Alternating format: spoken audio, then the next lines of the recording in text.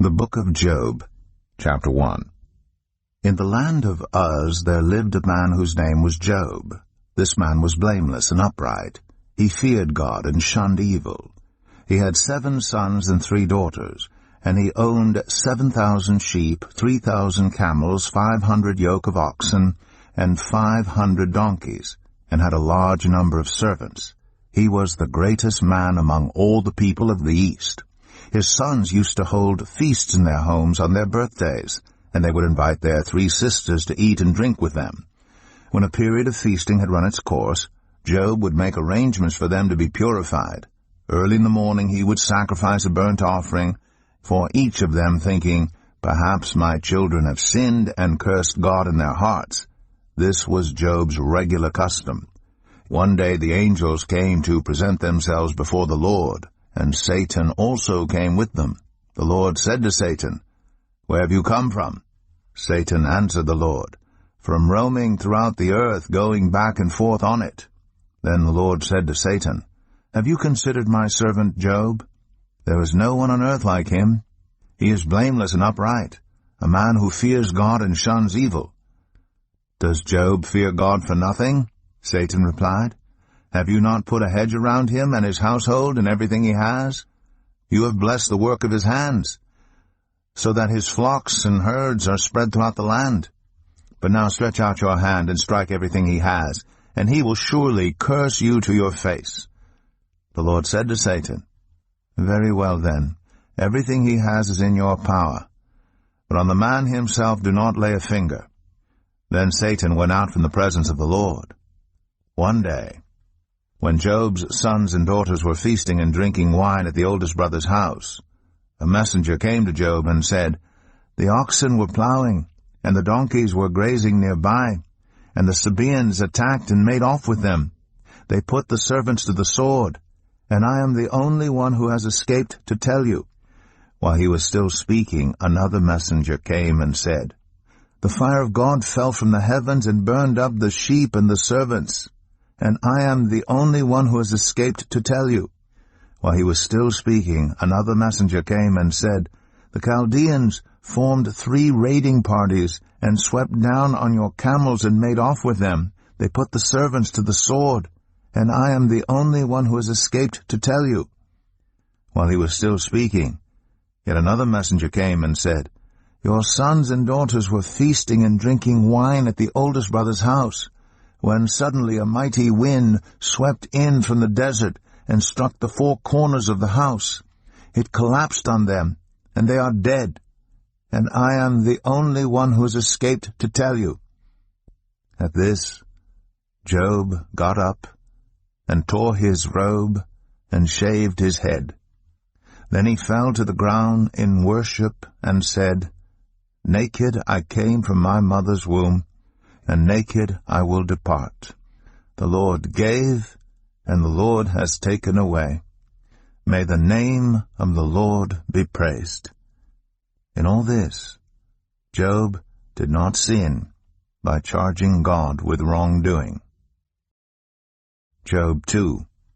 On another day the angels came to present themselves before the Lord, and Satan also came with them to present himself before him. And the Lord said to Satan, "Where have you come from?" Satan answered the Lord, "From roaming throughout the earth, going back and forth on it." Then the Lord said to Satan, "Have you considered my servant Job? There is no one on earth like him. He is blameless and upright, a man who fears God and shuns evil. And he still maintains his integrity, though you incited me against him to ruin him without any reason." "Skin for skin," Satan replied. "A man will give all he has for his own life. But now stretch out your hand and strike his flesh and bones, and he will surely curse you to your face." The Lord said to Satan, "Very well then, he is in your hands, but you must spare his life." So Satan went out from the presence of the Lord, and afflicted Job with painful sores from the soles of his feet to the crown of his head. Then Job took a piece of broken pottery and scraped himself with it as he sat among the ashes. His wife said to him, "Are you still maintaining your integrity? Curse God and die." He replied, "You are talking like a foolish woman. Shall we accept good from God and not trouble?" In all this, Job did not sin in what he said.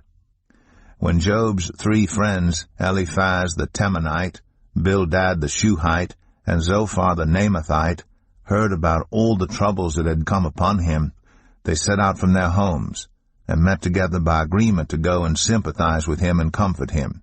When they saw him from a distance, they could hardly recognize him. They began to weep aloud, and they tore their robes and sprinkled dust on their heads. Then they sat on the ground with him for 7 days and 7 nights. No one said a word to him, because they saw how great his suffering was. Job 3. After this, Job opened his mouth and cursed the day of his birth. He said, "May the day of my birth perish, and the night that said, 'A boy is conceived.' That day, may it turn to darkness. May God above not care about it. May no light shine on it. May gloom and utter darkness claim it once more. May a cloud settle over it. May blackness overwhelm it. That night, may thick darkness seize it. May it not be included among the days of the year, nor be entered in any of the months. May that night be barren. May no shout of joy be heard in it. May those who curse days curse that day, those who are ready to rouse Leviathan. May its morning stars become dark. May it wait for daylight in vain, and not see the rays of dawn. For it did not shut the doors of the womb on me to hide trouble from my eyes. Why did I not perish at birth and die as I came from the womb? Why were there knees to receive me and breasts that I might be nursed? For now I would be lying down in peace. I would be asleep and at rest with kings and rulers of the earth, who built for themselves places now lying in ruins, with princes who had gold, who filled their houses with silver. Or why was I not hidden away in the ground, like a stillborn child, like an infant who never saw the light of day? There the wicked cease from turmoil, and there the weary are at rest. Captives also enjoy their ease. They no longer hear the slave-drivers shout. The small and the great are there, and the slaves are freed from their owners. Why is light given to those in misery, and life to the bitter of soul, to those who long for death that does not come, who search for it more than for hidden treasure, who are filled with gladness and rejoice when they reach the grave? Why is life given to a man whose way is hidden, whom God has hedged in? For sighing has become my daily food. My groans pour out like water. What I feared has come upon me. What I dreaded has happened to me. I have no peace, no quietness. I have no rest, but only turmoil. Job 4. Then Eliphaz the Temanite replied, "If someone ventures a word with you, will you be impatient? But who can keep from speaking? Think how you have instructed many, how you have strengthened feeble hands. Your words have supported those who stumbled. You have strengthened faltering knees. But now trouble comes to you, and you are discouraged. It strikes you, and you are dismayed. Should not your piety be your confidence, and your blameless ways your hope? Consider now, who, being innocent, has ever perished? Where were the upright ever destroyed? As I have observed, those who plow evil and those who sow trouble reap it. At the breath of God they perish. At the blast of his anger they are no more. The lions may roar and growl, yet the teeth of the great lions are broken. The lion perishes for lack of prey, and the cubs of the lioness are scattered. A word was secretly brought to me. My ears caught a whisper of it. Amid disquieting dreams in the night, when deep sleep falls on people, fear and trembling seized me and made all my bones shake. A spirit glided past my face, and the hair on my body stood on end. It stopped, but I could not tell what it was. A form stood before my eyes, and I heard a hushed voice. Can a mortal, be more righteous than God? Can even a strong man be more pure than his Maker? If God places no trust in his servants, if he charges his angels with error, how much more those who live in houses of clay, whose foundations are in the dust, who are crushed more readily than a moth? Between dawn and dusk they are broken to pieces, unnoticed. They perish forever. Are not the cords of their tent pulled up, so that they die without wisdom? Job 5. Call if you will, but who will answer you? To which of the holy ones will you turn? Resentment kills a fool, and envy slays the simple. I myself have seen a fool taking root, but suddenly his house was cursed. His children are far from safety, crushed in court without a defender. The hungry consume his harvest, taking it even from among thorns, and the thirsty pant after his wealth. For hardship does not spring from the soil, nor does trouble sprout from the ground. Yet man is born to trouble as surely as sparks fly upward. But if I were you, I would appeal to God. I would lay my cause before him. He performs wonders that cannot be fathomed, miracles that cannot be counted. He provides rain for the earth. He sends water on the countryside. The lowly he sets on high, and those who mourn are lifted to safety. He thwarts the plans of the crafty, so that their hands achieve no success. He catches the wise in their craftiness, and the schemes of the wily are swept away. Darkness comes upon them in the daytime. At noon they grope as in the night. He saves the needy from the sword in their mouth. He saves them from the clutches of the powerful. So the poor have hope, and injustice shuts its mouth. Blessed is the one whom God corrects. So do not despise the discipline of the Almighty. For he wounds, but he also binds up. He injures, but his hands also heal. From 6 calamities he will rescue you. In 7 no harm will touch you. In famine he will deliver you from death, and in battle from the stroke of the sword. You will be protected from the lash of the tongue, and need not fear when destruction comes. You will laugh at destruction and famine, and need not fear the wild animals. For you will have a covenant with the stones of the field, and the wild animals will be at peace with you. You will know that your tent is secure. You will take stock of your property and find nothing missing. You will know that your children will be many, and your descendants like the grass of the earth. You will come to the grave in full vigor, like sheaves gathered in season. We have examined this, and it is true. So hear it, and apply it to yourself. Job 6. Then Job replied, If only my anguish could be weighed, and all my misery be placed on the scales, it would surely outweigh the sand of the seas. No wonder my words have been impetuous. The arrows of the Almighty are in me. My spirit drinks in their poison. God's terrors are marshaled against me. Does a wild donkey bray when it has grass, or an ox bellow when it has fodder? Is tasteless food eaten without salt, or is there flavor in the sap of the mallow? I refuse to touch it. Such food makes me ill. Oh, that I might have my request, that God would grant what I hope for, that God would be willing to crush me, to let loose his hand and cut off my life. Then I would still have this consolation, my joy in unrelenting pain, that I had not denied the words of the Holy One. What strength do I have that I should still hope? What prospects that I should be patient? Do I have the strength of stone? Is my flesh bronze? Do I have any power to help myself now that success has been driven from me? Anyone who withholds kindness from a friend forsakes the fear of the Almighty. But my brothers are as undependable as intermittent streams, as the streams that overflow when darkened by thawing ice and swollen with melting snow, but that stop flowing in the dry season and in the heat vanish from their channels. Caravans turn aside from their routes. They go off into the wasteland and perish. The caravans of Tema look for water. The traveling merchants of Sheba look in hope. They are distressed because they had been confident. They arrive there only to be disappointed. Now you too have proved to be of no help. You see something dreadful and are afraid. Have I ever said, give something on my behalf, pay a ransom for me from your wealth, deliver me from the hand of the enemy, rescue me from the clutches of the ruthless?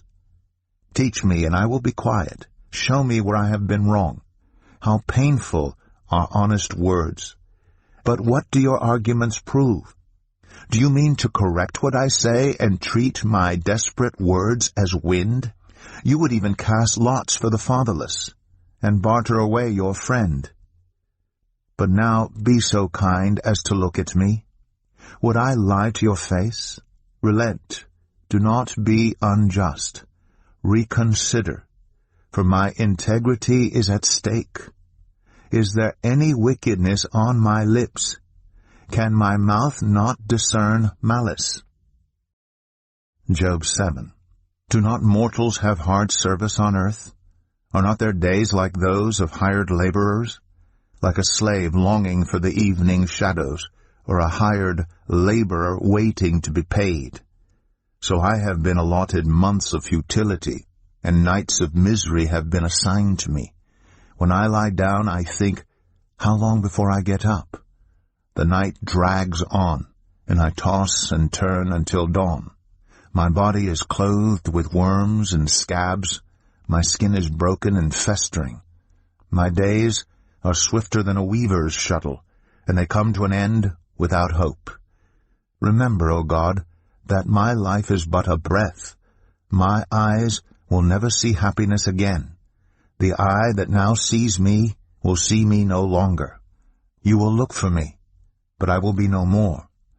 As a cloud vanishes and is gone, so one who goes down to the grave does not return. He will never come to his house again. His place will know him no more. Therefore I will not keep silent. I will speak out in the anguish of my spirit. I will complain in the bitterness of my soul. Am I the sea or the monster of the deep that you put me under guard? When I think my bed will comfort me and my couch will ease my complaint, even then you frighten me with dreams and terrify me with visions, so that I prefer strangling and death rather than this body of mine. I despise my life. I would not live forever. Let me alone. My days have no meaning. What is mankind, that you make so much of them, that you give them so much attention, that you examine them every morning and test them every moment? Will you never look away from me, or let me alone even for an instant? If I have sinned, what have I done to you, you who sees everything we do? Why have you made me your target? Have I become a burden to you? Why do you not pardon my offenses and forgive my sins? For I will soon lie down in the dust. You will search for me, but I will be no more. Job 8. Then Bildad the Shuhite replied, How long will you say such things? Your words are a blustering wind. Does God pervert justice? Does the Almighty pervert what is right? When your children sinned against him, he gave them over to the penalty of their sin. But if you will seek God earnestly and plead with the Almighty, if you are pure and upright, even now he will rouse himself on your behalf and restore you to your prosperous state. Your beginnings will seem humble. So prosperous will your future be. Ask the former generation, and find out what their ancestors learned. For we were born only yesterday and know nothing, and our days on earth are but a shadow. Will they not instruct you and tell you? Will they not bring forth words from their understanding? Can papyrus grow tall where there is no marsh?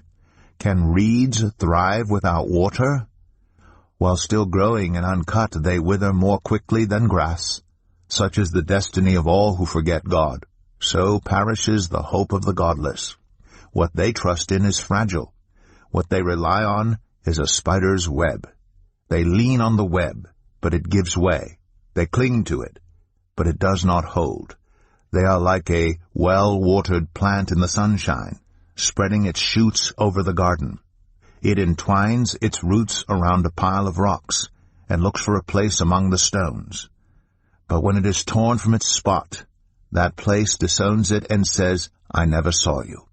Surely its life withers away, and from the soil other plants grow. Surely God does not reject one who is blameless, or strengthen the hands of evildoers. He will yet fill your mouth with laughter, and your lips with shouts of joy. Your enemies will be clothed in shame, and the tents of the wicked will be no more. Job 9. Then Job replied, Indeed, I know that this is true. But how can mere mortals prove their innocence before God? Though they wished to dispute with him, they could not answer him 1 time out of 1,000. His wisdom is profound, his power is vast. Who has resisted him and come out unscathed? He moves mountains without their knowing it, and overturns them in his anger. He shakes the earth from its place and makes its pillars tremble. He speaks to the sun, and it does not shine. He seals off the light of the stars. He alone stretches out the heavens and treads on the waves of the sea. He is the maker of the Bear and Orion, the Pleiades, and the constellations of the south. He performs wonders that cannot be fathomed, miracles that cannot be counted. When he passes me, I cannot see him. When he goes by, I cannot perceive him. If he snatches away, who can stop him? Who can say to him, What are you doing? God does not restrain his anger. Even the cohorts of Rahab cowered at his feet. How then can I dispute with him? How can I find words to argue with him? Though I were innocent, I could not answer him. I could only plead with my judge for mercy. Even if I summoned him and he responded, I do not believe he would give me a hearing. He would crush me with a storm and multiply my wounds for no reason. He would not let me catch my breath, but would overwhelm me with misery. If it is a matter of strength, he is mighty. And if it is a matter of justice, who can challenge him? Even if I were innocent, my mouth would condemn me. If I were blameless, it would pronounce me guilty. Although I am blameless, I have no concern for myself. I despise my own life. It is all the same. That is why I say he destroys both the blameless and the wicked. When a scourge brings sudden death, he mocks the despair of the innocent. When a land falls into the hands of the wicked, he blindfolds its judges. If it is not he, then who is it? My days are swifter than a runner. They fly away without a glimpse of joy. They skim past like boats of papyrus, like eagles swooping down on their prey. If I say I will forget my complaint, I will change my expression and smile, I still dread all my sufferings, for I know you will not hold me innocent. Since I am already found guilty, why should I struggle in vain? Even if I washed myself with soap and my hands with cleansing powder, you would plunge me into a slime pit, so that even my clothes would detest me. He is not a mere mortal like me, that I might answer him, that we might confront each other in court. If only there was someone to mediate between us, someone to bring us together, someone to remove God's rod from me, so that his terror would frighten me no more. Then I would speak up without fear of him, but as it now stands with me, I cannot. Job 10. I loathe my very life. Therefore I will give free rein to my complaint and speak out in the bitterness of my soul. I say to God, do not declare me guilty, but tell me what charges you have against me. Does it please you to oppress me, to spurn the work of your hands, while you smile on the plans of the wicked?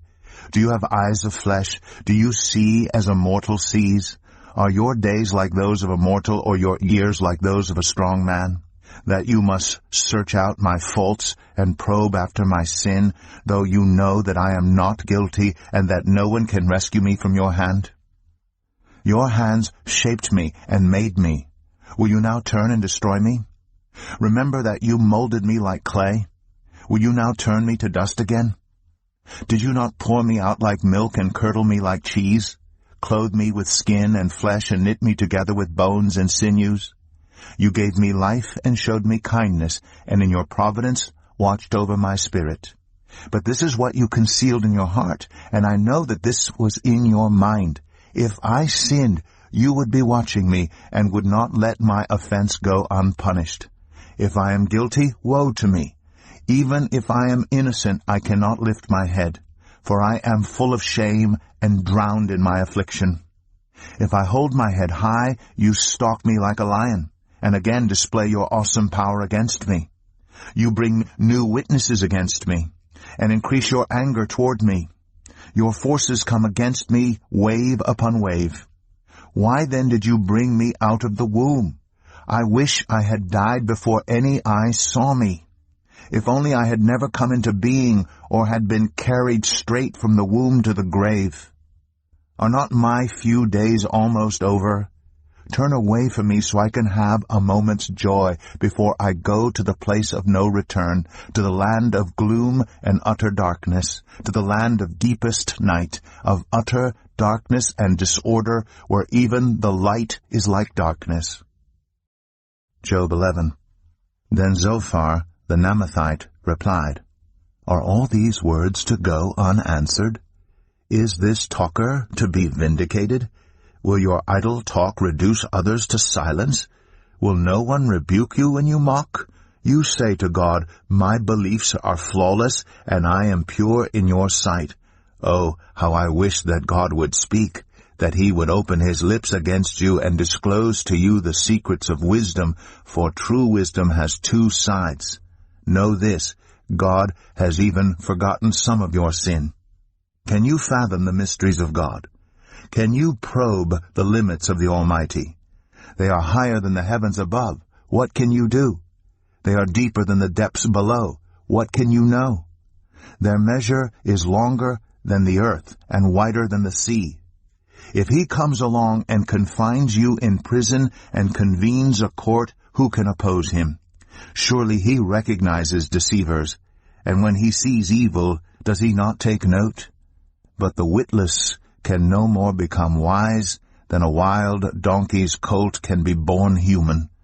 Yet if you devote your heart to him and stretch out your hands to him, if you put away the sin that is in your hand and allow no evil to dwell in your tent, then, free of fault, you will lift up your face.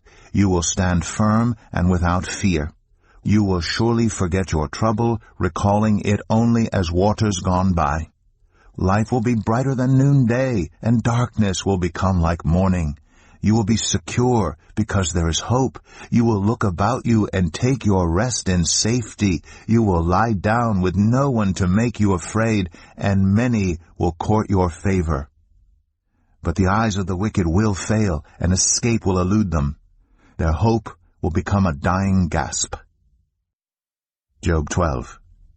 Then Job replied, Doubtless, you are the only people who matter, and wisdom will die with you. But I have a mind as well as you. I am not inferior to you. Who does not know all these things? I have become a laughingstock to my friends, though I called on God and he answered, a mere laughingstock, though righteous and blameless. Those who are at ease have contempt for misfortune, as the fate of those whose feet are slipping. The tents of marauders are undisturbed, and those who provoke God are secure. Those God has in his hand. But ask the animals, and they will teach you, or the birds in the sky, and they will tell you, or speak to the earth, and it will teach you, or let the fish in the sea inform you. Which of all these does not know that the hand of the Lord has done this?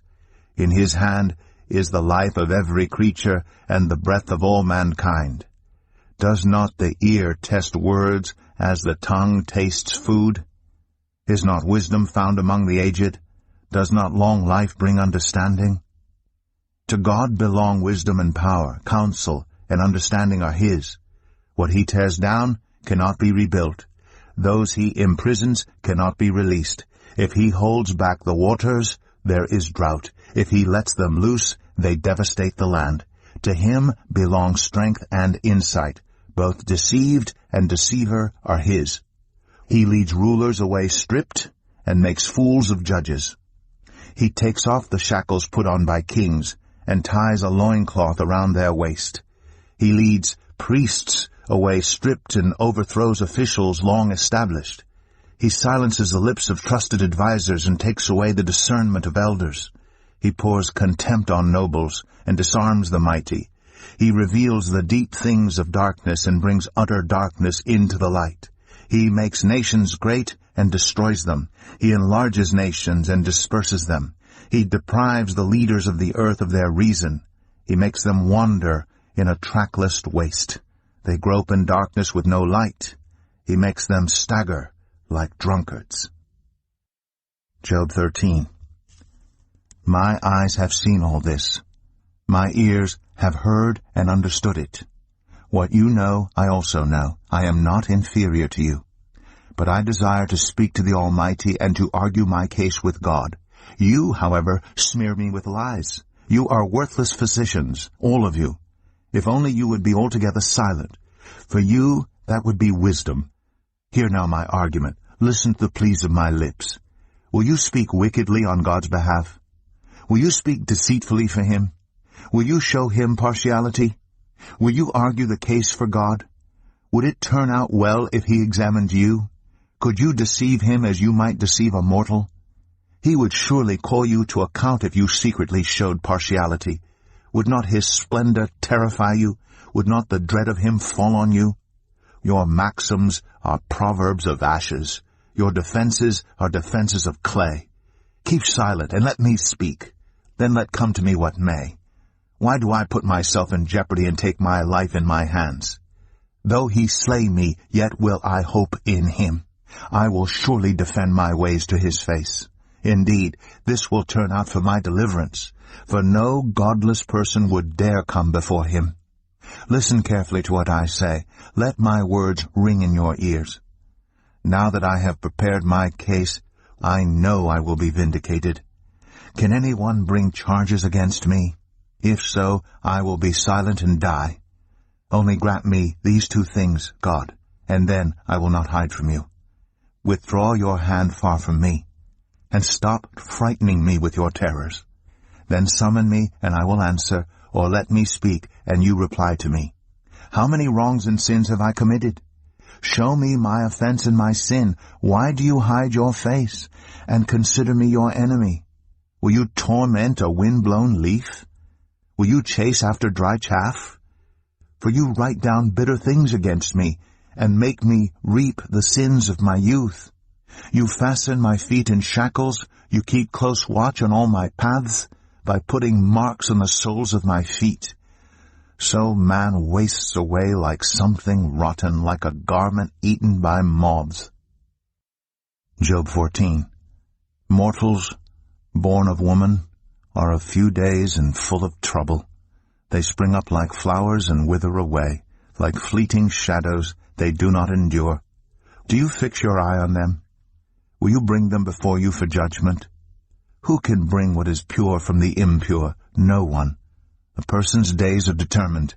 You have decreed the number of his months, and have set limits he cannot exceed. So look away from him, and let him alone, till he has put in his time like a hired laborer. At least there is hope for a tree. If it is cut down, it will sprout again, and its new shoots will not fail. Its roots may grow old in the ground, and its stump die in the soil. Yet at the scent of water it will bud, and put forth shoots like a plant. But a man dies, and is laid low. He breathes his last, and is no more. As the water of a lake dries up, or a riverbed becomes parched and dry, so he lies down and does not rise. Till the heavens are no more, people will not awake or be roused from their sleep. If only you would hide me in the grave, and conceal me till your anger has passed. If only you would set me a time, and then remember me. If someone dies, will they live again? All the days of my hard service I will wait for my renewal to come. You will call, and I will answer you. You will long for the creature your hands have made.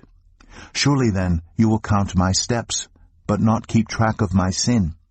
My offenses will be sealed up in a bag. You will cover over my sin. But as a mountain erodes and crumbles, and as a rock is moved from its place, as water wears away stones, and torrents wash away the soil, so you destroy a person's hope. You overpower them once for all, and they are gone. You change their countenance, and send them away. If their children are honored, they do not know it. If their offspring are brought low, they do not see it. They feel but the pain of their own bodies, and mourn only for themselves. Job 15. Then Eliphaz the Temanite replied, Would a wise person answer with empty notions, or fill their belly with the hot east wind? Would they argue with useless words, with speeches that have no value? But you even undermine piety and hinder devotion to God. Your sin prompts your mouth. You adopt the tongue of the crafty. Your own mouth condemns you, not mine. Your own lips testify against you. Are you the first man ever born? Were you brought forth before the hills? Do you listen in on God's counsel? Do you have a monopoly on wisdom? What do you know that we do not know? What insights do you have that we do not have? The gray-haired and the aged are on our side, men even older than your father. Are God's consolations not enough for you, words spoken gently to you? Why has your heart carried you away, and why do your eyes flash, so that you vent your rage against God and pour out such words from your mouth? What are mortals that they could be pure, or those born of woman that they could be righteous? If God places no trust in his holy ones, if even the heavens are not pure in his eyes, how much less mortals, who are vile and corrupt, who drink up evil like water? Listen to me, and I will explain to you. Let me tell you what I have seen, what the wise have declared, hiding nothing received from their ancestors, to whom alone the land was given, when no foreigners moved among them. All his days the wicked man suffers torment, the ruthless man through all the years stored up for him. Terrifying sounds fill his ears. When all seems well, marauders attack him. He despairs of escaping the realm of darkness. He is marked for the sword. He wanders about for food like a vulture. He knows the day of darkness is at hand. Distress and anguish fill him with terror. Troubles overwhelm him like a king poised to attack, because he shakes his fist at God and vaunts himself against the Almighty, defiantly charging against him with a thick, strong shield. Though his face is covered with fat, and his waist bulges with flesh, he will inhabit ruined towns, and houses where no one lives, houses crumbling to rubble. He will no longer be rich, and his wealth will not endure, nor will his possessions spread over the land. He will not escape the darkness. A flame will wither his shoots, and the breath of God's mouth will carry him away. Let him not deceive himself by trusting what is worthless, for he will get nothing in return. Before his time he will wither, and his branches will not flourish. He will be like a vine stripped of its unripe grapes, like an olive tree shedding its blossoms. For the company of the godless will be barren, and fire will consume the tents of those who love bribes. They conceive trouble and give birth to evil. Their womb fashions deceit. Job 16. Then Job replied, I have heard many things like these. You are miserable comforters, all of you. Will your long-winded speeches never end? What ails you that you keep on arguing? I also could speak like you. If you were in my place, I could make fine speeches against you and shake my head at you. But my mouth would encourage you. Comfort from my lips would bring you relief. Yet if I speak, my pain is not relieved, and if I refrain, it does not go away. Surely, God, you have worn me out. You have devastated my entire household. You have shriveled me up, and it has become a witness. My gauntness rises up and testifies against me. God assails me and tears me in his anger, and gnashes his teeth at me. My opponent fastens on me his piercing eyes. People open their mouths to jeer at me. They strike my cheek in scorn and unite together against me. God has turned me over to the ungodly and thrown me into the clutches of the wicked. All was well with me, but he shattered me. He seized me by the neck and crushed me. He has made me his target. His archers surround me. Without pity, he pierces my kidneys and spills my gall on the ground. Again and again he bursts upon me. He rushes at me like a warrior. I have sewed sackcloth over my skin and buried my brow in the dust. My face is red with weeping. Dark shadows ring my eyes, yet my hands have been free of violence, and my prayer is pure. Earth, do not cover my blood. May my cry never be laid to rest. Even now my witness is in heaven, my advocate is on high. My intercessor is my friend, as my eyes pour out tears to God. On behalf of a man, he pleads with God, as one pleads for a friend. Only a few years will pass before I take the path of no return. Job 17. My spirit is broken. My days are cut short. The grave awaits me. Surely mockers surround me. My eyes must dwell on their hostility. Give me, O God, the pledge you demand. Who else will put up security for me? You have closed their minds to understanding. Therefore you will not let them triumph. If anyone denounces their friends for reward, the eyes of their children will fail. God has made me a byword to everyone, a man in whose face people spit. My eyes have grown dim with grief. My whole frame is but a shadow. The upright are appalled at this. The innocent are aroused against the ungodly. Nevertheless, the righteous will hold to their ways, and those with clean hands will grow stronger.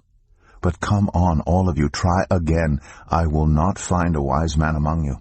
My days have passed, my plans are shattered, yet the desires of my heart turn night into day. In the face of the darkness, light is near. If the only home I hope for is the grave, if I spread out my bed in the realm of darkness, if I say to corruption, you are my father, and to the worm, my mother or my sister, where then is my hope? Who can see any hope for me? Will it go down to the gates of death? Will we descend together into the dust? Job 18. Then Bildad, the Shuhite, replied, When will you end these speeches? Be sensible, and then we can talk. Why are we regarded as cattle and considered stupid in your sight? You who tear yourself to pieces in your anger, is the earth to be abandoned for your sake? Or must the rocks be moved from their place? The lamp of a wicked man is snuffed out. The flame of his fire stops burning. The light in his tent becomes dark. The lamp beside him goes out.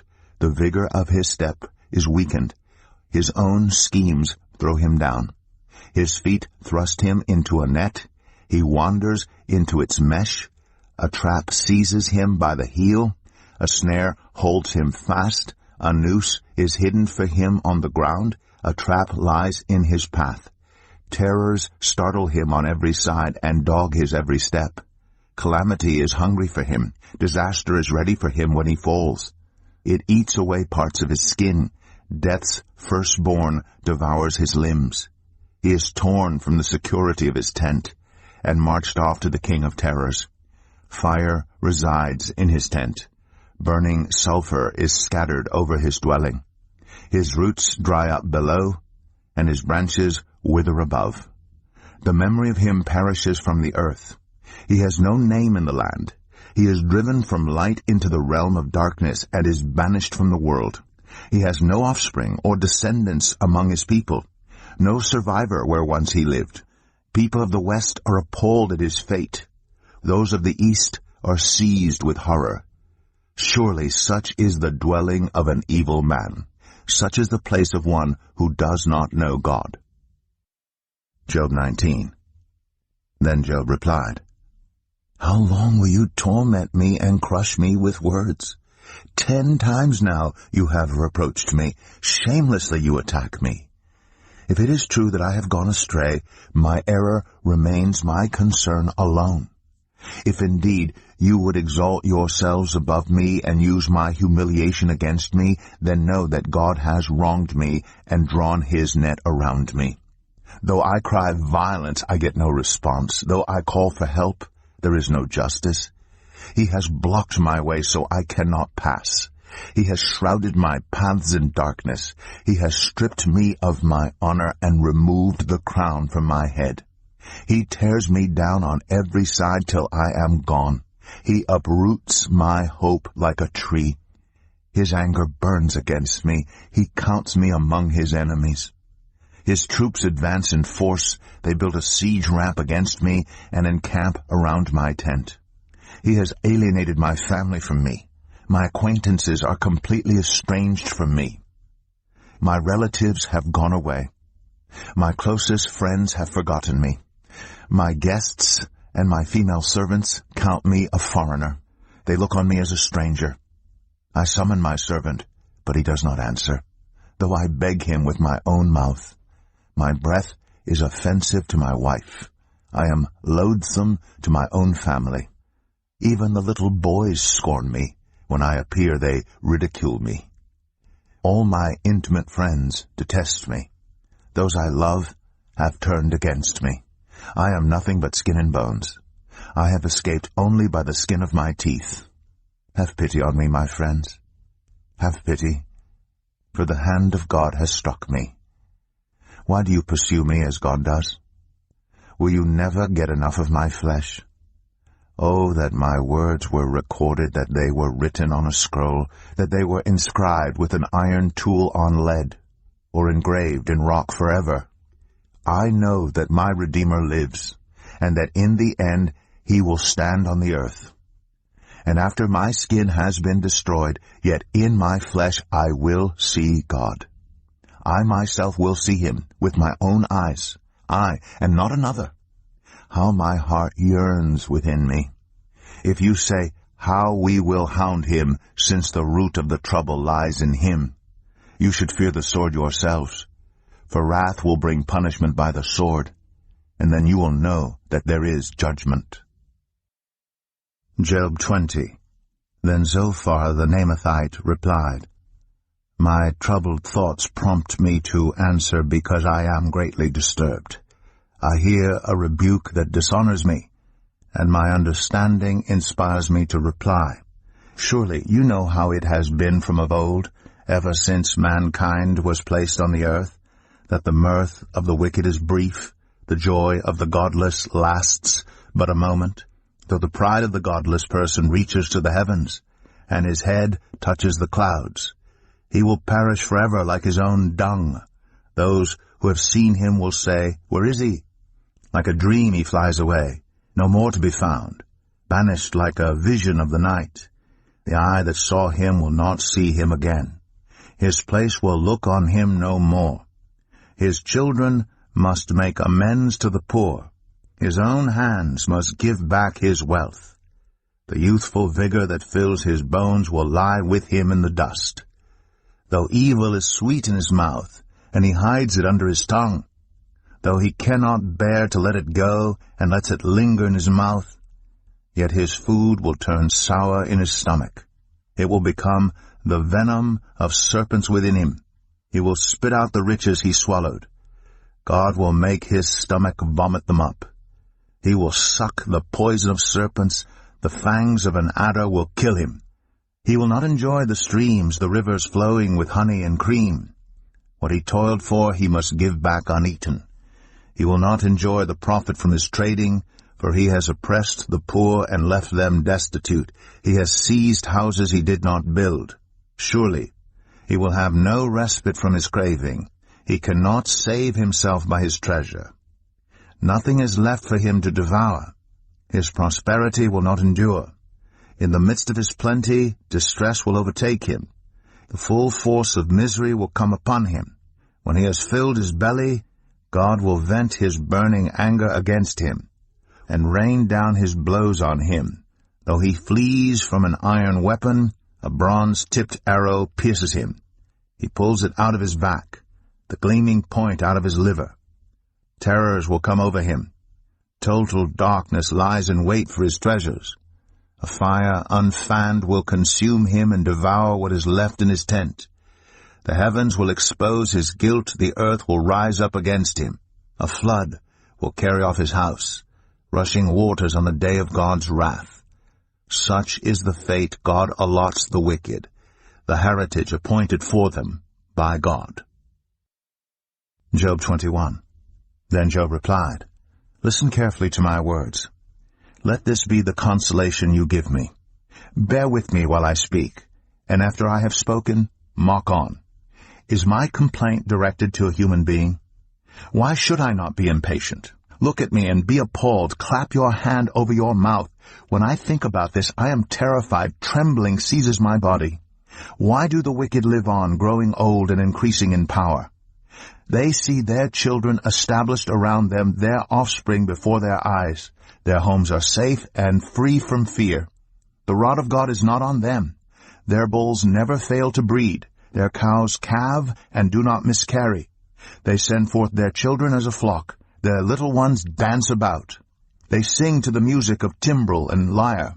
They make merry to the sound of the pipe. They spend their years in prosperity and go down to the grave in peace. Yet they say to God, Leave us alone. We have no desire to know your ways. Who is the Almighty that we should serve him? What would we gain by praying to him? But their prosperity is not in their own hands. So I stand aloof from the plans of the wicked. Yet how often is the lamp of the wicked snuffed out? How often does calamity come upon them, the fate God allots in his anger? How often are they like straw before the wind, like chaff swept away by a gale? It is said, God stores up the punishment of the wicked for their children. Let him repay the wicked so that they themselves will experience it.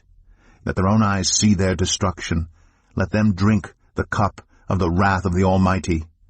For what do they care about the families they leave behind when their allotted months come to an end?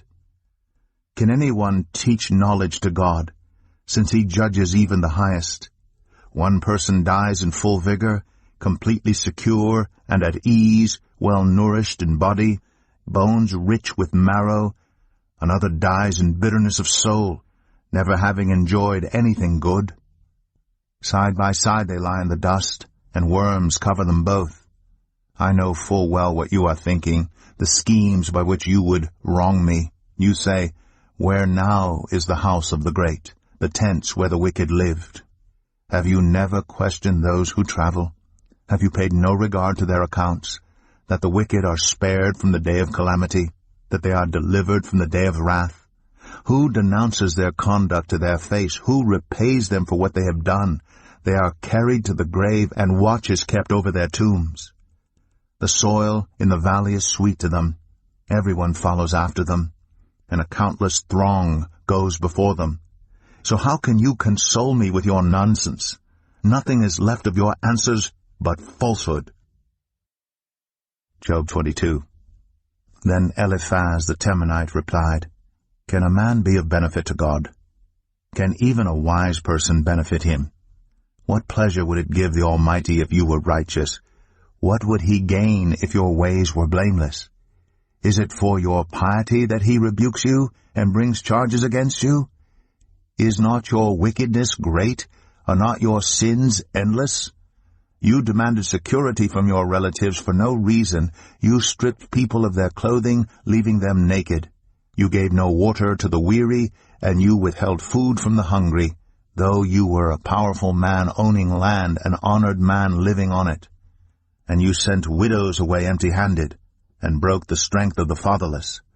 That is why snares are all around you, why sudden peril terrifies you, why it is so dark you cannot see, and why a flood of water covers you. Is not God in the heights of heaven? And see how lofty are the highest stars. Yet you say, What does God know? Does he judge through such darkness? Thick clouds veil him, so he does not see us, as he goes about in the vaulted heavens. Will you keep to the old path that the wicked have trod? They were carried off before their time, their foundations washed away by a flood. They said to God, "Leave us alone.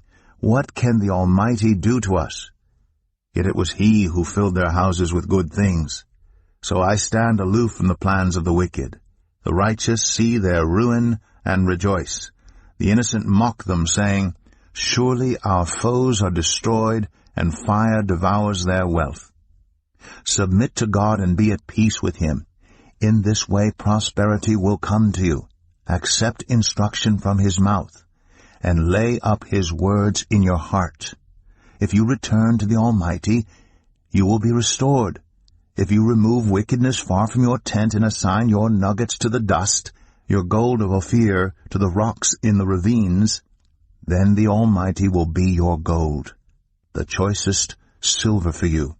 Surely then you will find delight in the Almighty, and will lift up your face to God. You will pray to Him, and He will hear you, and you will fulfill your vows. What you decide on will be done, and light will shine on your ways.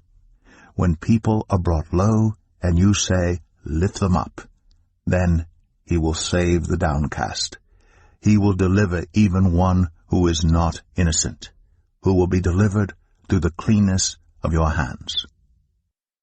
Job 23. Then Job replied, "Even today my complaint is bitter. His hand is heavy in spite of my groaning. If only I knew where to find Him, if only I could go to His dwelling, I would state my case before Him and fill my mouth with arguments. I would find out what He would answer me, and consider what He would say to me. Would He vigorously oppose me? No, He would not press charges against me. There the upright can establish their innocence before Him, and there I would be delivered forever from my judge. But if I go to the east, He is not there. If I go to the west, I do not find Him. When He is at work in the north, I do not see Him. When He turns to the south, I catch no glimpse of Him. But He knows the way that I take. When He has tested me, I will come forth as gold. My feet have closely followed His steps. I have kept to His way without turning aside. I have not departed from the commands of His lips. I have treasured the words of His mouth more than my daily bread. But He stands alone, and who can oppose Him? He does whatever He pleases. He carries out His decree against me, and many such plans He still has in store. That is why I am terrified before Him. When I think of all this, I fear Him. God has made my heart faint. The Almighty has terrified me. Yet I am not silenced by the darkness, by the thick darkness that covers my face. Job 24. Why does the Almighty not set times for judgment? Why must those who know Him look in vain for such days? There are those who move boundary stones. They pasture flocks they have stolen. They drive away the orphan's donkey and take the widow's ox in pledge. They thrust the needy from the path and force all the poor of the land into hiding. Like wild donkeys in the desert, the poor go about their labor of foraging food. The wasteland provides food for their children. They gather fodder in the fields and glean in the vineyards of the wicked. Lacking clothes, they spend the night naked. They have nothing to cover themselves in the cold. They are drenched by mountain rains and hug the rocks for lack of shelter. The fatherless child is snatched from the breast. The infant of the poor is seized for a debt. Lacking clothes, they go about naked. They carry the sheaves, but still go hungry. They crush olives among the terraces. They tread the winepresses, yet suffer thirst. The groans of the dying rise from the city, and the souls of the wounded cry out for help. But God charges no one with wrongdoing. There are those who rebel against the light, who do not know its ways, or stay in its paths. When daylight is gone, the murderer rises up, kills the poor and needy, and in the night steals forth like a thief. The eye of the adulterer watches for dusk. He thinks, "No eye will see me," and he keeps his face concealed. In the dark, thieves break into houses. But by day they shut themselves in. They want nothing to do with the light. For all of them midnight is their morning. They make friends with the terrors of darkness. Yet they are foam on the surface of the water. Their portion of the land is cursed, so that no one goes to the vineyards. As heat and drought snatch away the melted snow, so the grave snatches away those who have sinned. The womb forgets them, the worm feasts on them. The wicked are no longer remembered, but are broken like a tree. They prey on the barren and childless woman, and to the widow they show no kindness. But God drags away the mighty by his power. Though they become established, they have no assurance of life. He may let them rest in a feeling of security, but his eyes are on their ways. For a little while they are exalted, and then they are gone. They are brought low and gathered up like all others. They are cut off like heads of grain. If this is not so, who can prove me false and reduce my words to nothing? Job 25. Then Bildad the Shuhite replied, Dominion and awe belong to God. He establishes order in the heights of heaven. Can his forces be numbered? On whom does his light not rise? How then can a mortal be righteous before God? How can one born of woman be pure? If even the moon is not bright and the stars are not pure in his eyes, how much less a mortal who is but a maggot, a human being who is only a worm? Job 26. Then Job replied, How you have helped the powerless, how you have saved the arm that is feeble. What advice you have offered to one without wisdom, and what great insight you have displayed. Who has helped you utter these words, and whose spirit spoke from your mouth? The dead are in deep anguish, those beneath the waters and all that live in them. The realm of the dead is naked before God. Destruction lies uncovered. He spreads out the northern skies over empty space. He suspends the earth over nothing. He wraps up the waters in his clouds, yet the clouds do not burst under their weight. He covers the face of the full moon, spreading his clouds over it. He marks out the horizon on the face of the waters for a boundary between light and darkness. The pillars of the heavens quake, aghast at his rebuke. By his power he churned up the sea. By his wisdom he cut Rahab to pieces. By his breath the skies became fair. His hand pierced the gliding serpent. And these are but the outer fringe of his works. How faint the whisper we hear of him. Who then can understand the thunder of his power? Job 27. And Job continued his discourse. As surely as God lives, who has denied me justice? The Almighty, who has made my life bitter. As long as I have life within me, the breath of God in my nostrils, my lips will not say anything wicked, and my tongue will not utter lies. I will never admit you are in the right till I die. I will not deny my integrity. I will maintain my innocence and never let go of it. My conscience will not reproach me as long as I live. May my enemy be like the wicked, my adversary like the unjust. For what hope have the godless when they are cut off, when God takes away their life? Does God listen to their cry when distress comes upon them? Will they find delight in the Almighty? Will they call on God at all times? I will teach you about the power of God. The ways of the Almighty I will not conceal. You have all seen this yourselves. Why then this meaningless talk? Here is the fate God allots to the wicked, the heritage a ruthless man receives from the Almighty. However many his children, their fate is the sword. His offspring will never have enough to eat. The plague will bury those who survive him, and their widows will not weep for them. Though he heaps up silver like dust and clothes like piles of clay, what he lays up the righteous will wear, and the innocent will divide his silver. The house he builds is like a moth's cocoon, like a hut made by a watchman. He lies down wealthy, but will do so no more. When he opens his eyes, all is gone. Terrors overtake him like a flood. A tempest snatches him away in the night. The east wind carries him off, and he is gone. It sweeps him out of his place. It hurls itself against him without mercy. As he flees headlong from its power, it claps its hands in derision and hisses him out of his place. Job 28. There is a mine for silver, and a place where gold is refined.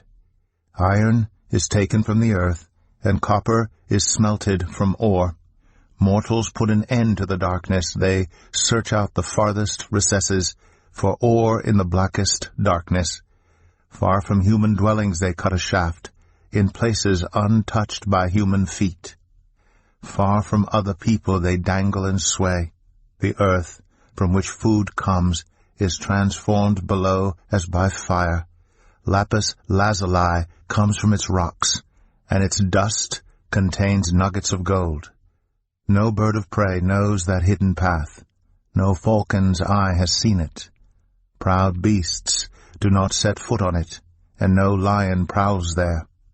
People assault the flinty rock with their hands, and lay bare the roots of the mountains. They tunnel through the rock. Their eyes see all its treasures. They search the sources of the rivers, and bring hidden things to light. But where can wisdom be found? Where does understanding dwell? No mortal comprehends its worth. It cannot be found in the land of the living. The deep says, "It is not in me." The sea says, "It is not with me." It cannot be bought with the finest gold, nor can its price be weighed out in silver. It cannot be bought with the gold of Ophir, with precious onyx or lapis lazuli. Neither gold nor crystal can compare with it, nor can it be had for jewels of gold. Coral and jasper are not worthy of mention. The price of wisdom is beyond rupees. The topaz of Cush cannot compare with it. It cannot be bought with pure gold. Where then does wisdom come from? Where does understanding dwell? It is hidden from the eyes of every living thing, concealed even from the birds in the sky. Destruction and death say, "Only a rumor of it has reached our ears." God understands the way to it, and he alone knows where it dwells. For he views the ends of the earth, and sees everything under the heavens. When he established the force of the wind, and measured out the waters, when he made a decree for the rain and a path for the thunderstorm, then he looked at wisdom and appraised it, he confirmed it and tested it, and he said to the human race, "The fear of the Lord, that is wisdom, and to shun evil is understanding." Job 29. Job continued his discourse. How I long for the months gone by, for the days when God watched over me, when his lamp shone on my head, and by his light I walked through darkness. Oh, for the days when I was in my prime, when God's intimate friendship blessed my house, when the Almighty was still with me, and my children were around me, when my path was drenched with cream, and the rock poured out for me streams of olive oil. When I went to the gate of the city and took my seat in the public square, the young men saw me and stepped aside, and the old men rose to their feet. The chief men refrained from speaking and covered their mouths with their hands. The voices of the nobles were hushed, and their tongues stuck to the roof of their mouths. Whoever heard me spoke well of me, and those who saw me commended me, because I rescued the poor who cried for help, and the fatherless who had none to assist them. The one who was dying blessed me. I made the widow's heart sing. I put on righteousness as my clothing. Justice was my robe and my turban. I was eyes to the blind and feet to the lame. I was a father to the needy. I took up the case of the stranger. I broke the fangs of the wicked and snatched the victims from their teeth. I thought, I will die in my own house. My days as numerous as the grains of sand. My roots will reach to the water, and the dew will lie all night on my branches. My glory will not fade. The bow will be ever new in my hand. People listened to me expectantly, waiting in silence for my counsel. After I had spoken, they spoke no more. My words fell gently on their ears. They waited for me as for showers, and drank in my words as the spring rain. When I smiled at them, they scarcely believed it. The light of my face was precious to them. I chose the way for them, and sat as their chief. I dwelt as a king among his troops. I was like one who comforts mourners. Job 30. But now they mock me, men younger than I, whose fathers I would have disdained, to put with my sheepdogs. Of what use was the strength of their hands to me, since their vigor had gone from them? Haggard from want and hunger, they roamed the parched land and desolate wastelands at night. In the brush they gathered salt herbs, and their food was the root of the broom bush. They were banished from human society, shouted at as if they were thieves. They were forced to live in the dry stream beds, among the rocks and in holes in the ground. They brayed among the bushes and huddled in the undergrowth. A base and nameless brood, they were driven out of the land. And now those young men mock me in song. I have become a byword among them. They detest me and keep their distance. They do not hesitate to spit in my face. Now that God has unstrung my bow and afflicted me, they throw off restraint in my presence. On my right the tribe attacks. They lay snares for my feet. They build their siege ramps against me. They break up my road. They succeed in destroying me. No one can help him, they say. They advance as though a gaping breach. Amid the ruins they come rolling in. Terrors overwhelm me. My dignity is driven away as by the wind. My safety vanishes like a cloud. And now my life ebbs away. Days of suffering grip me. Night pierces my bones. My gnawing pains never rest. In his great power, God becomes like clothing to me. He binds me like the neck of my garment. He throws me into the mud, and I am reduced to dust and ashes. I cry out to you, God, but you do not answer. I stand up, but you merely look at me. You turn on me ruthlessly. With the might of your hand you attack me. You snatch me up and drive me before the wind. You toss me about in the storm. I know you will bring me down to death, to the place appointed for all the living. Surely no one lays a hand on a broken man when he cries for help in his distress. Have I not wept for those in trouble? Has not my soul grieved for the poor? Yet when I hoped for good, evil came. When I looked for light, then came darkness. The churning inside me never stops. Days of suffering confront me. I go about blackened, but not by the sun.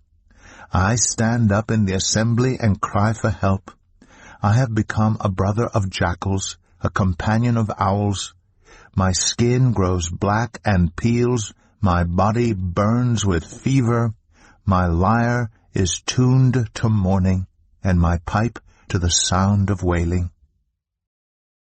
Job 31.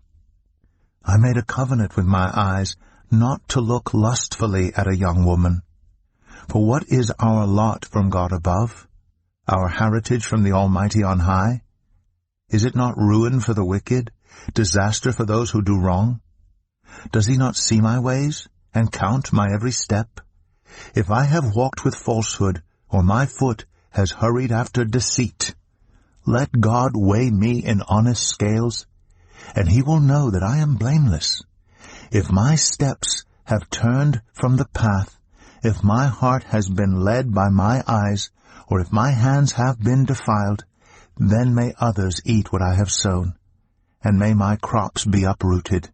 If my heart has been enticed by a woman, or if I have lurked at my neighbor's door, then may my wife grind another man's grain, and may other men sleep with her. For that would have been wicked, a sin to be judged. It is a fire that burns to destruction. It would have uprooted my harvest. If I have denied justice to any of my servants, whether male or female, when they had a grievance against me, what will I do when God confronts me? What will I answer when called to account? Did not he who made me in the womb make them? Did not the same one form us both within our mothers? If I have denied the desires of the poor, or let the eyes of the widow grow weary, if I have kept my bread to myself, not sharing it with the fatherless, but from my youth I reared them as a father would, and from my birth I guided the widow.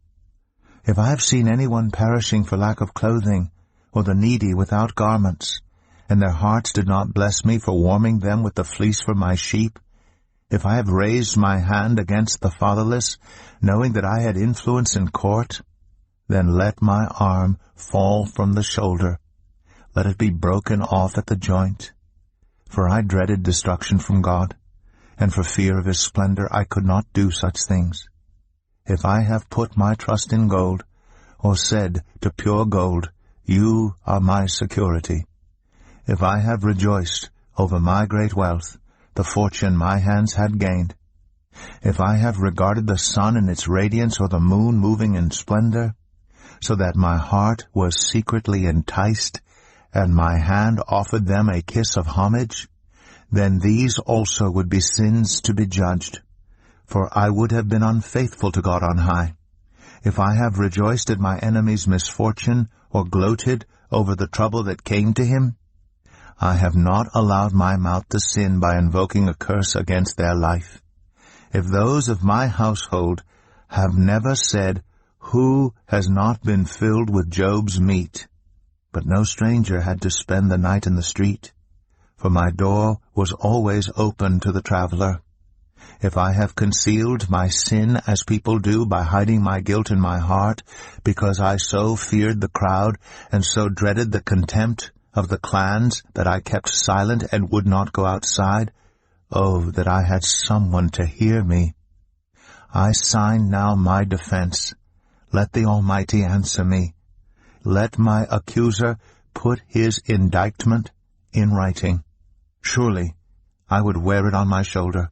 I would put it on like a crown. I would give him an account of my every step. I would present it to him as to a ruler.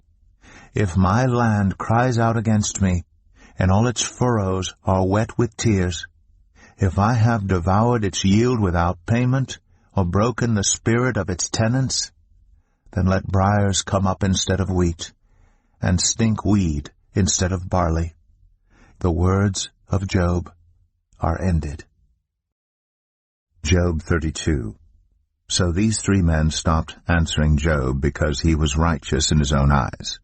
But Elihu, son of Barachel the Buzite, of the family of Ram, became very angry with Job for justifying himself rather than God.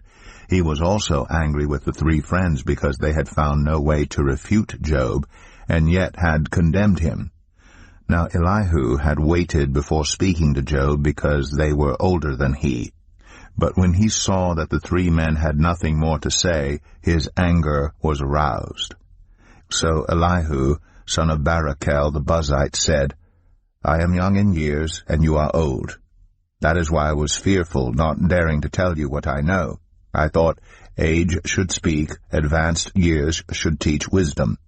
But it is the Spirit in a person, the breath of the Almighty, that gives them understanding. It is not only the old who are wise, not only the aged who understand what is right. Therefore I say, listen to me. I too will tell you what I know. I waited while you spoke. I listened to your reasoning. While you were searching for words, I gave you my full attention. But not one of you has proved Job wrong. None of you has answered his arguments. Do not say, we have found wisdom. Let God, not a man, refute him. But Job has not marshaled his words against me, and I will not answer him with your arguments. They are dismayed and have no more to say. Words have failed them. Must I wait, now that they are silent, now that they stand there with no reply? I too will have my say. I too will tell what I know. For I am full of words, and the spirit within me compels me. Inside I am like bottled-up wine, like new wineskins ready to burst. I must speak and find relief. I must open my lips and reply. I will show no partiality, nor will I flatter anyone. For if I was skilled in flattery, my Maker would soon take me away. Job 33. But now, Job, listen to my words. Pay attention to everything I say.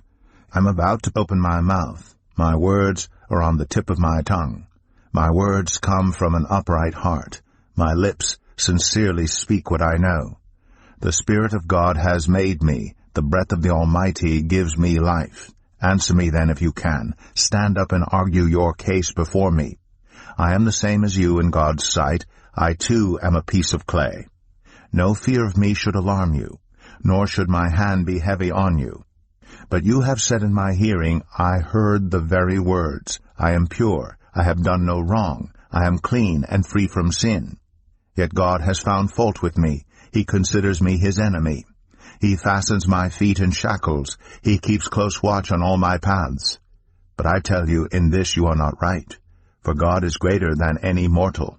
Why do you complain to him that he responds to no one's words? For God does speak, now one way, now another, though no one perceives it. In a dream, in a vision of the night, when deep sleep falls on people as they slumber in their beds, he may speak in their ears and terrify them with warnings, to turn them from wrongdoing, and keep them from pride, to preserve them from the pit, their lives from perishing by the sword. Or someone may be chastened on a bed of pain with constant distress in their bones, so that their body finds food repulsive and their soul loathes the choicest meal. Their flesh wastes away to nothing, and their bones once hidden now stick out. They draw near to the pit, and their life to the messengers of death. Yet if there is an angel at their side, a messenger, 1 out of 1,000, sent to tell them how to be upright, and he is gracious to that person and says to God, spare them from going down to the pit. I have found a ransom for them. Let their flesh be renewed like a child's. Let them be restored as in the days of their youth. Then that person can pray to God and find favor with him. They will see God's face and shout for joy. He will restore them to full well-being, and they will go to others and say, I have sinned, I have perverted what is right. But I did not get what I deserved. God has delivered me from going down to the pit, and I shall live to enjoy the light of life. God does all these things to a person twice, even 3 times, to turn them back from the pit, that the light of life may shine on them. Pay attention, Job, and listen to me. Be silent, and I will speak. If you have anything to say, answer me. Speak up, for I want to vindicate you. But if not, then listen to me. Be silent, and I will teach you wisdom. Job 34. Then Elihu said, Hear my words, you wise men. Listen to me, you men of learning. For the ear tests words, as the tongue tastes food. Let us discern for ourselves what is right. Let us learn together what is good. Job says, I am innocent, but God denies me justice. Although I am right, I am considered a liar. Although I am guiltless, his arrow inflicts an incurable wound. Is there anyone like Job, who drinks scorn like water? He keeps company with evildoers. He associates with the wicked. For he says, there is no profit in trying to please God. So listen to me, you men of understanding. Far be it from God to do evil, from the Almighty to do wrong. He repays everyone for what they have done. He brings on them what their conduct deserves. It is unthinkable that God would do wrong, that the Almighty would pervert justice. Who appointed him over the earth? Who put him in charge of the whole world? If it were his intention and he withdrew his spirit and breath, all humanity would perish together and mankind would return to the dust. If you have understanding, hear this. Listen to what I say. Can someone who hates justice govern? Will you condemn the just and mighty one? Is he not the one who says to kings, you are worthless, and to nobles, you are wicked? who shows no partiality to princes, and does not favor the rich over the poor? For they are all the work of his hands. They die in an instant, in the middle of the night. The people are shaken, and they pass away. The mighty are removed without human hand. His eyes are on the ways of mortals. He sees their every step. There is no deep shadow, no utter darkness where evildoers can hide. God has no need to examine people further, that they should come before him for judgment. Without inquiry, he shatters the mighty, and sets up others in their place. Because he takes note of their deeds, he overthrows them in the night, and they are crushed. He punishes them for their wickedness, where everyone can see them. Because they turned from following him and had no regard for any of his ways, they caused the cry of the poor to come before him, so that he heard the cry of the needy. But if he remains silent, who can condemn him? If he hides his face, who can see him? Yet he is over individual and nation alike, to keep the godless from ruling, from laying snares for the people. Suppose someone says to God, I am guilty, but will offend no more. Teach me what I cannot see. If I have done wrong, I will not do so again. Should God then reward you on your terms when you refuse to repent? You must decide, not I, so tell me what you know. Men of understanding declare, wise men who hear me say to me, Job speaks without knowledge. His words lack insight. Oh, that Job might be tested to the utmost for answering like a wicked man. To his sin he adds rebellion. Scornfully he claps his hands among us, and multiplies his words against God. Job 35. Then Elihu said, Do you think this is just? You say, I am in the right, not God. Yet you ask him, What profit is it to me, and what do I gain by not sinning? I would like to reply to you, and to your friends with you. Look up at the heavens, and see. Gaze at the clouds so high above you. If you sin, how does that affect him? If your sins are many, what does that do to him? If you are righteous, what do you give to him? Or what does he receive from your hand? Your wickedness only affects humans like yourself, and your righteousness only other people. People cry out under a load of oppression. They plead for relief from the arm of the powerful. But no one says, Where is God my Maker, who gives songs in the night, who teaches us more than he teaches the beasts of the earth, and makes us wiser than the birds in the sky? He does not answer when people cry out, because of the arrogance of the wicked. Indeed, God does not listen to their empty plea. The Almighty pays no attention to it. How much less then will he listen when you say that you do not see him, that your case is before him, and you must wait for him, and further, that his anger never punishes, and he does not take the least notice of wickedness. So Job opens his mouth with empty talk. Without knowledge, he multiplies words. Job 36. Elihu continued, Bear with me a little longer, and I will show you that there is more to be said in God's behalf. I get my knowledge from afar. I will ascribe justice to my Maker. Be assured that my words are not false. One who has perfect knowledge is with you. God is mighty, but despises no one. He is mighty and firm in his purpose. He does not keep the wicked alive, but gives the afflicted their rights. He does not take his eyes off the righteous. He enthrones them with kings and exalts them forever. But if people are bound in chains, held fast by cords of affliction, he tells them what they have done, that they have sinned arrogantly. He makes them listen to correction and commands them to repent of their evil. If they obey and serve him, they will spend the rest of their days in prosperity and their years in contentment. But if they do not listen, they will perish by the sword and die without knowledge. The godless in heart harbor resentment. Even when he fetters them, they do not cry for help. They die in their youth, among male prostitutes of the shrines. But those who suffer he delivers in their suffering. He speaks to them in their affliction.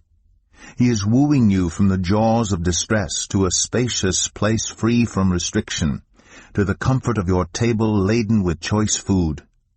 But now you are laden with the judgment due the wicked. Judgment and justice have taken hold of you.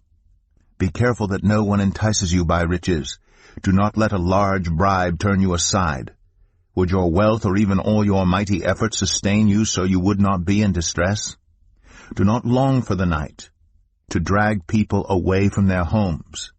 Beware of turning to evil, which you seem to prefer to affliction. God is exalted in his power. Who is a teacher like him? Who has prescribed his ways for him, or said to him, "You have done wrong"? Remember to extol his work, which people have praised in song. All humanity has seen it. Mortals gaze on it from afar. How great is God, beyond our understanding. The number of his years is past finding out. He draws up the drops of water, which distill as rain to the streams. The clouds pour down their moisture, and abundant showers fall on mankind. Who can understand how he spreads out the clouds, how he thunders from his pavilion?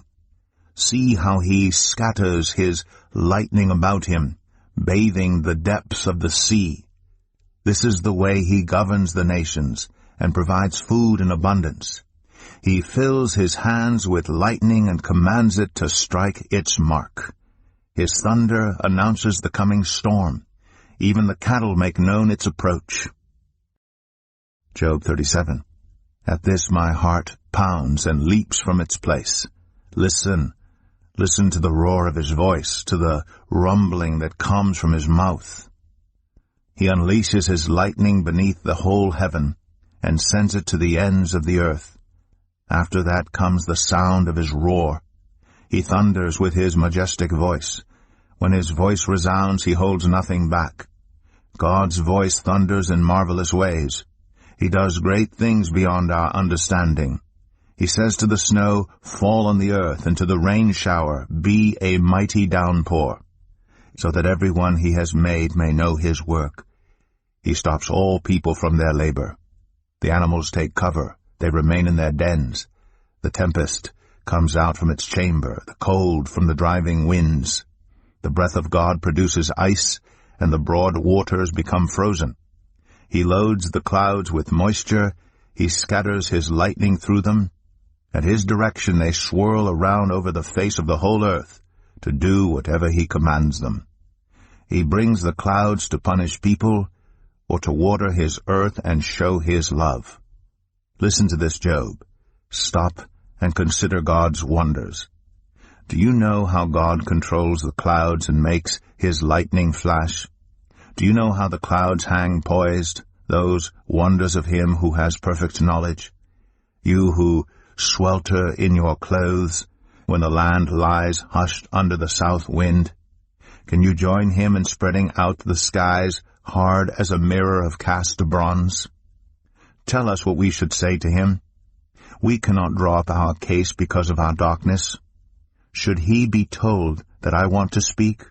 Would anyone ask to be swallowed up? Now no one can look at the sun, bright as it is in the skies after the wind has swept them clean. Out of the north he comes in golden splendor. God comes in awesome majesty.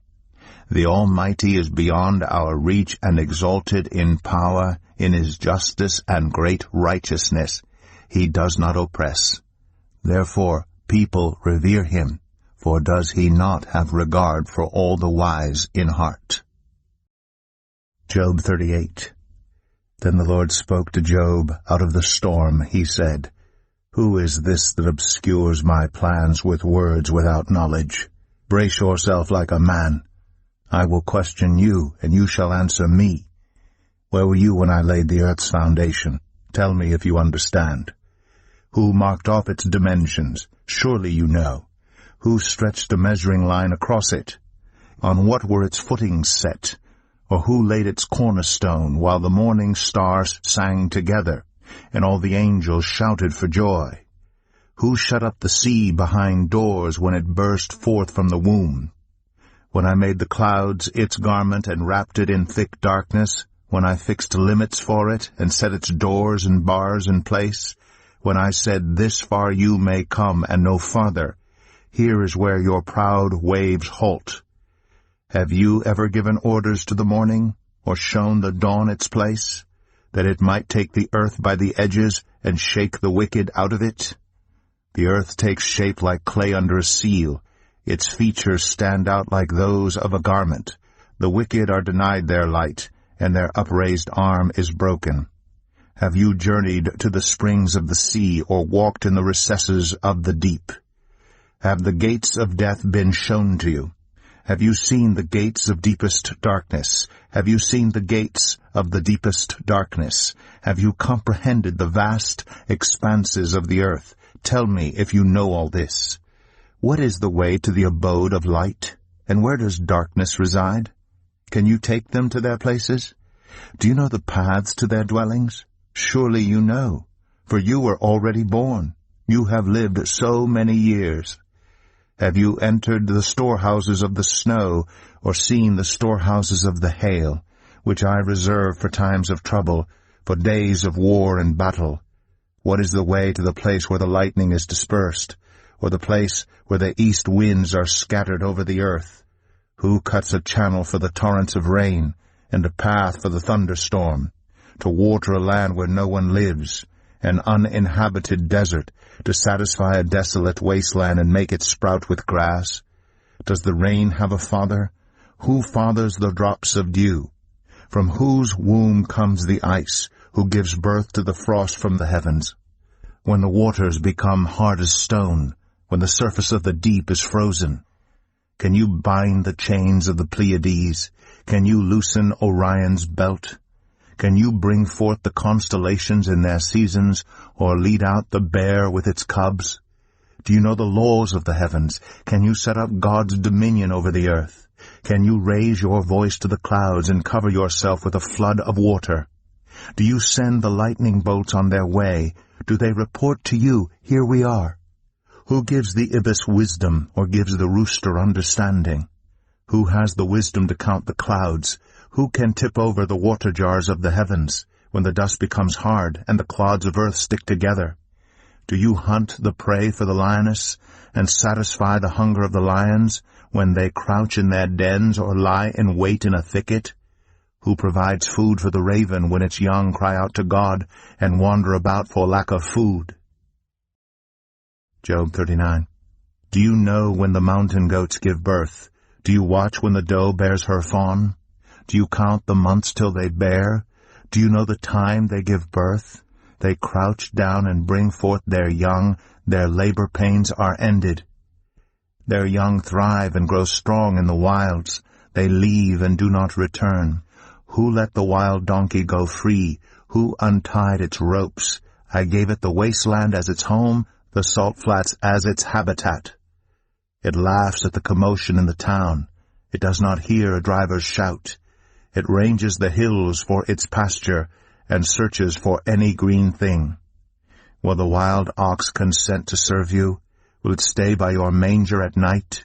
Can you hold it to the furrow with a harness? Will it till the valleys behind you? Will you rely on it for its great strength? Will you leave your heavy work to it? Can you trust it to haul in your grain and bring it to your threshing floor? The wings of the ostrich flap joyfully, though they cannot compare with the wings and feathers of the stork.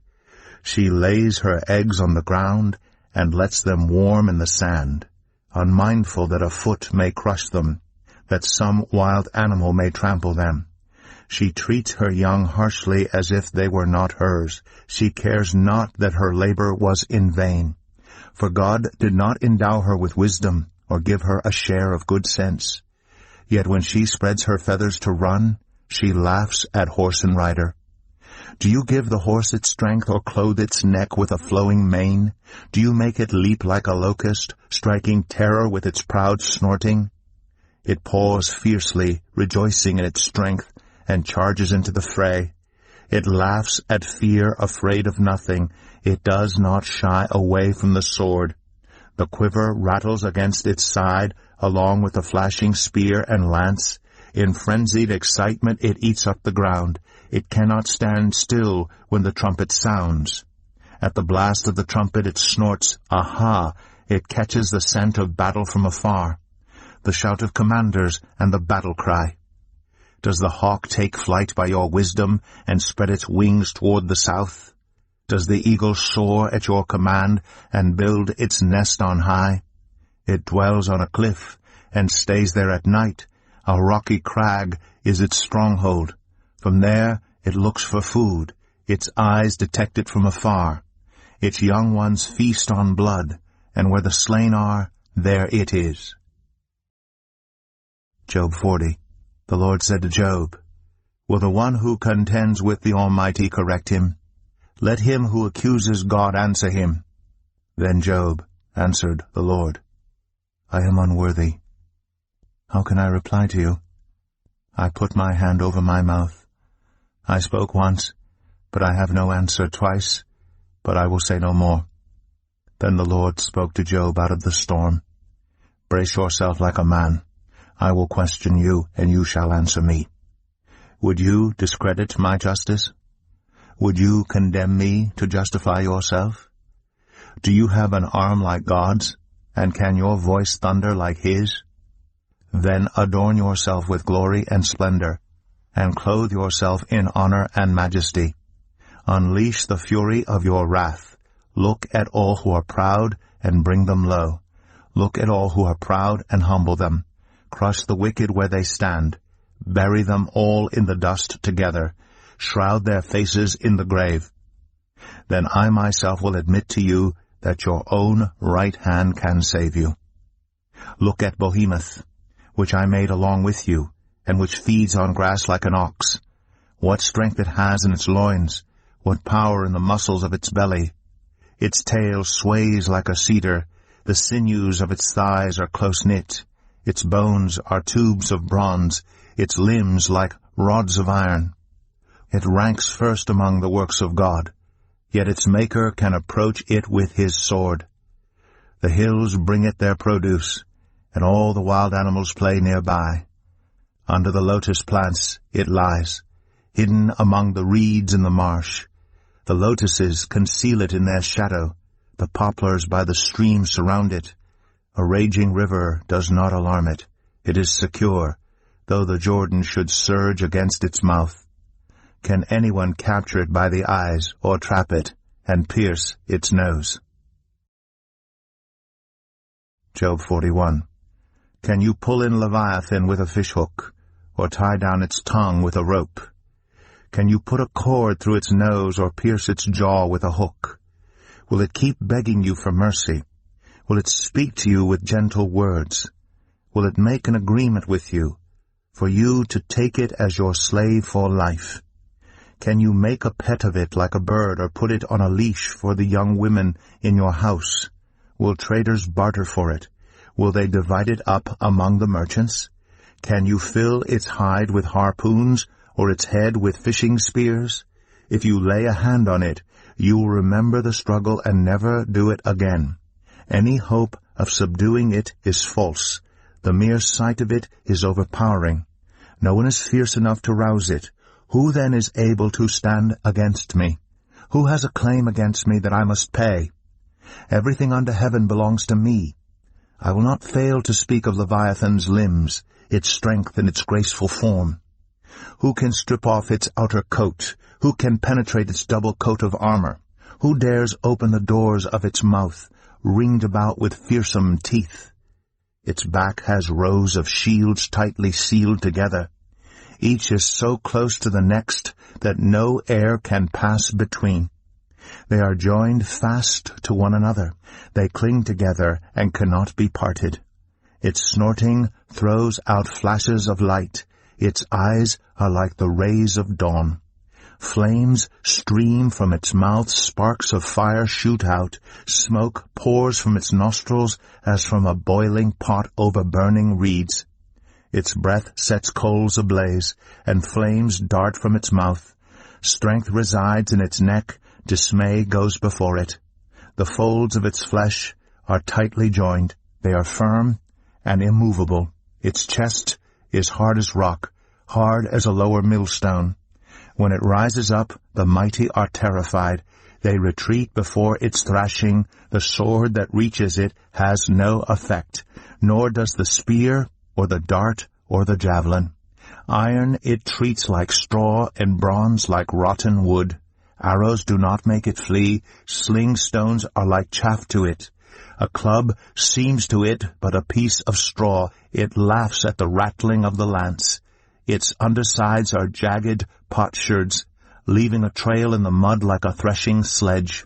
It makes the depths churn like a boiling cauldron, and stirs up the sea like a pot of ointment. It leaves a glistening wake behind it. One would think the deep had white hair. Nothing on earth is its equal, a creature without fear. It looks down on all that are haughty. It is king over all that are proud. Job 42. Then Job replied to the Lord, I know that you can do all things. No purpose of yours can be thwarted. You asked, who is this that obscures my plans without knowledge? Surely I spoke of things I did not understand, things too wonderful for me to know. You said, listen now, and I will speak. I will question you, and you shall answer me. My ears have heard of you, but now my eyes have seen you. Therefore I despise myself and repent in dust and ashes. After the Lord had said these things to Job, he said to Eliphaz the Temanite, I am angry with you and your 2 friends, because you have not spoken the truth about me, as my servant Job has. So now take 7 bulls and 7 rams, and go to my servant Job, and sacrifice a burnt offering for yourselves. My servant Job will pray for you, and I will accept his prayer, and not deal with you according to your folly. You have not spoken the truth about me, as my servant Job has. So Eliphaz the Temanite, Bildad the Shuhite, and Zophar the Naamathite did what the Lord told them, and the Lord accepted Job's prayer. After Job had prayed for his friends, the Lord restored his fortunes, and gave him twice as much as he had before. All his brothers and sisters and everyone who had known him before came and ate with him in his house. They comforted and consoled him over all the trouble the Lord had brought on him, and each one gave him a piece of silver and a gold ring. The Lord blessed the latter part of Job's life more than the former part. He had 14,000 sheep, 6,000 camels, 1,000 yoke of oxen, and 1,000 donkeys. And he also had 7 sons and 3 daughters.